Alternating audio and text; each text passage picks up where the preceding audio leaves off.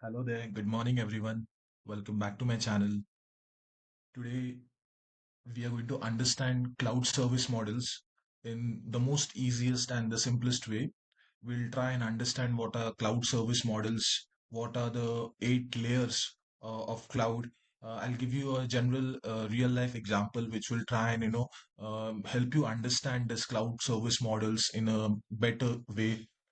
Finally, we'll compare the three cloud service models, that is IaaS, that means infrastructure as a service, PaaS means platform as a service, and finally SaaS, that means software as a service. So, in the first place, what are cloud service models? So, let's consider a case wherein we are making use of cloud service providers, maybe anything AWS or Microsoft Azure or Google Cloud. So instead of buying our own server, storage, software, and the part of networking, we can use this cloud service providers like Amazon Web Services. Cloud providers will actually give us three service models. That will be infrastructure as a service, platform as a service, and software as a service. Some things we have to manage, and some things the cloud provider is going to manage. That is what is a cloud service model. That is what is a cloud service model. Some things as a user we should manage, and cloud provider will be managing some part of the eight layers which are showcased here on the left side of the screen. So what are these layers? We'll try and understand these layers first. First is networking. What is networking? Networking means connection between systems, which makes use of internet protocols or IP addresses, routers, firewalls, or load balancers. Simply, it is used to communicate between computers. For communication, we are going to make use of this layer, that is the networking layer, right?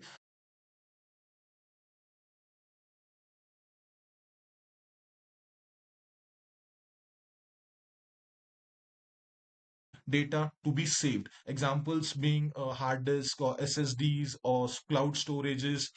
In simple words, we can discuss about AWS S3 service, which is a famous service for storing data. In short, what is the storage layer? That is the second layer going to do. It's going to place and keep files and information. Let's discuss about the third layer, that is servers. Servers are, powerful computers. They are virtual machines that will help you run applications. Examples include web servers, database servers, virtual machines, simply, making ensuring that computer works 24/7. So that is the purpose of servers.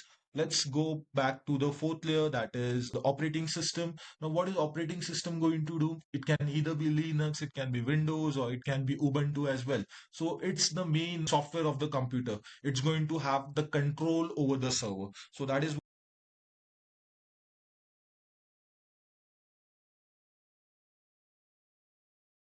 connect applications with the operating system or the database.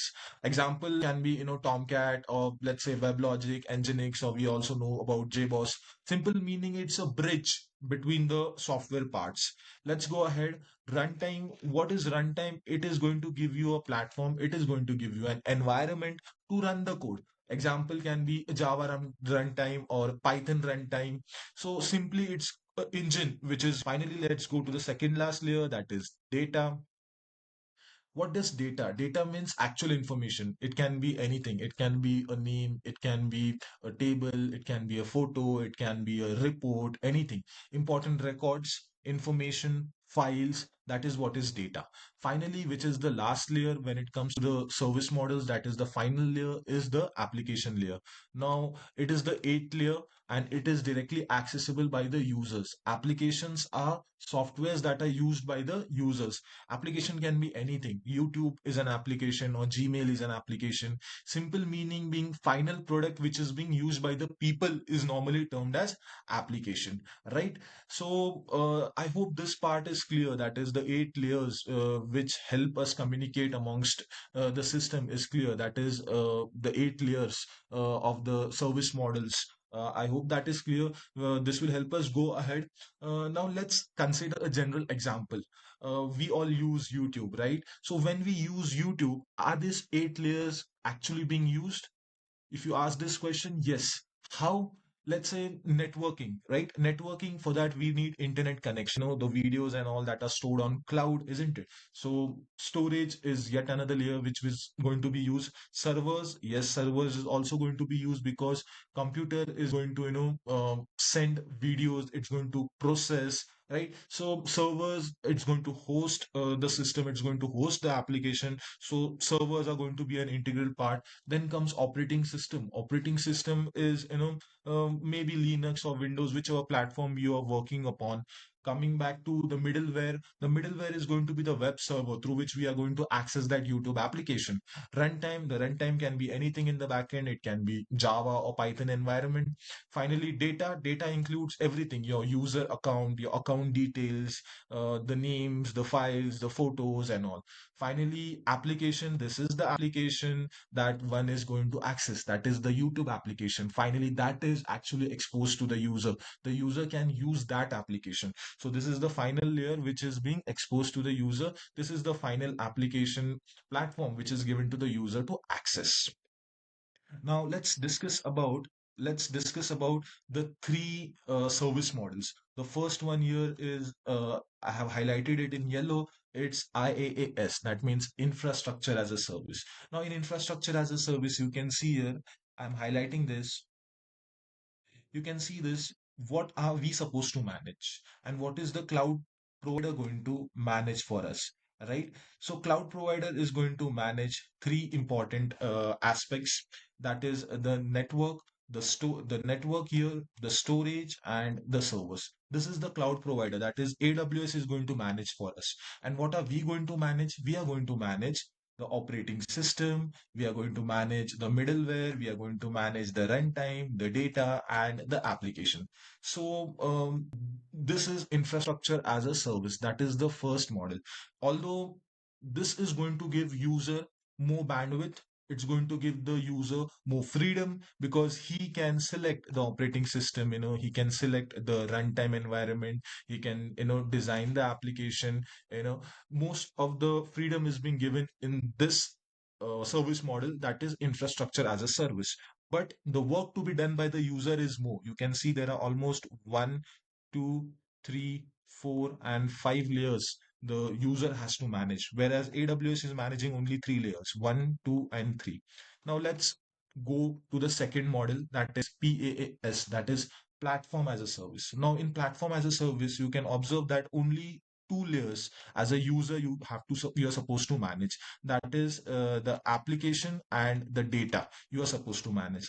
Rest of the layers, that is rest of the parameters, runtime, middleware, the operating system, the servers, the storage, the networking part, the cloud provider is going to manage, right? Simple example I'll try and give you at the end of the session, a general example which will try and help you understand. I've also, mentioned that general example here at the bottom. I've highlighted it. So this will help you understand, how this actually works. Finally, we have the SaaS, that is the software as a service. The software as a service model, this is what uh, an general example can be Gmail. If I speak about software as a service can be Gmail, it can be Google Drive, it can be Zoom application, any Microsoft 365 based application wherein you are only using the software. You can see in software as a service, there is no layer as such, you are actually managing. You are just using the application directly. The best example of software as a service I can give you is the Gmail platform or the Google Drive, right? Here, what you are doing is you are directly using the application which is hosted on the cloud. So, in case of end users or business applications, software as a service is going to play a very important role. If someone asks you with respect to AWS, what can be an example of IaaS, that is infrastructure as a service? EC2. EC2 means Elastic Compute Cloud, that is the virtual machines are a very good example of IaaS. Finally, PaaS means Elastic Beanstalk, which is a service on AWS wherein you can host your code, where you can host your application directly. That gives a platform to host your application. Here you can observe in platform as a service. you are just responsible for the data and the application which you are supposed to host. So in that case, EBS, that is Elastic Beanstalk, is a platform as a service. That example one can give.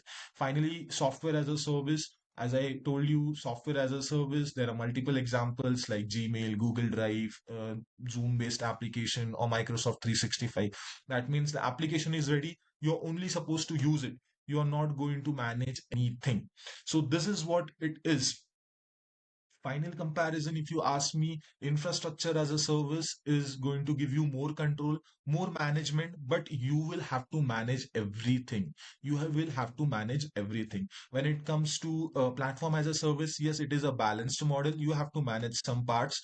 The cloud provider is going to manage some part, and software as a service is the easiest model. It's the provider which who is going to manage everything for you, right? So this is the most easiest amongst everything. But yes, as it is easy, it is also going to be costly as well. So I'll give you a simple example, which is listed here at the bottom. You can see IaaS, like you have a house. You are planning to rent a house. So when you are planning to rent a house, what you will be doing is you will be contacting the owner. You will be doing all the formalities, and then you'll be renting the house. But once you go to stay there, what you'll be doing is you'll be taking all your machines, all your refrigerators, or let's say your furniture, and all the important essentials along with you. That is, you get into the house and you set up everything, right? So this is infrastructure as a service. You have a house, but you have to take all the important gadgets, or all the important essentials along with you. This is an example of infrastructure as a service. Like 50% of the work you are doing, 50% of the work is already being done by the house owner. That is, he's giving you a platform, he's giving you a stage to actually stay, but you have to take your essentials, important things which you require in your day-to-day life along with you when you start to live in that house. Second is platform as a service. Now, in the platform as a service, you can take an example of a furnished house where there will be some important things, like let's say the furniture and all, everything which is important will be there in the house. You will be taking some things which you require, right? You will only bring things that you use on a regular basis. Rest of the things which are required to stay in that house are already there. That is not 50%, more than 50%, house owner, he has kept some important things like the furniture, the refrigerator. What you will be doing is you will be only bringing some important things which are required in your day-to-day life. So 70% of the work is done, you are only doing 30% of the work. That is the second example, that is platform as a service. And the third and the final example I'd like to give you about SaaS, that is software as a service. You can think about staying in a hotel. While staying in a hotel, what you are doing is you are just staying for the number of days you want to. You are not taking anything along with you. There is everything in the hotel which is required for a person, and you are going to just use it. And after using it, you are going to move out of the hotel. That is, you are going to make use of the service only until and unless you need it, right? So this is SaaS, that is software as a service, and we all know SaaS will be more costly. Staying in a hotel will be more costly as compared to a semi furnished house, or a rented house, that will be the least. So this is the best example which I could have given you when it comes to infrastructure as a service, platform as a service, and software as a service regarding service models. So this completes my session. I hope the concept is clear to you. The cloud service models and all the cloud layers I have tried to explain you. If this helped you, please do like, share, and subscribe to the channel. I'll see you back in the next video. Thank you.